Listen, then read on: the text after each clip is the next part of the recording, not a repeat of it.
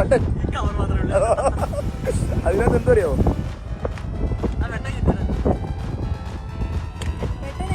താഴെപ്പോ താഴെപ്പോ താഴെപ്പോ. എന്റെ സെലക്ഷൻ എന്തുവാടാ ഇത്? ചെരുപ്പല്ലോ ഇവിടെ.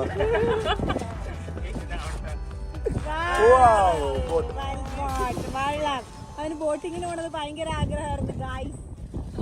2 ബോട്ടാ ഇവിടെ കിട്ടിയേക്കുന്നത്. കടൽ തീരത്ത്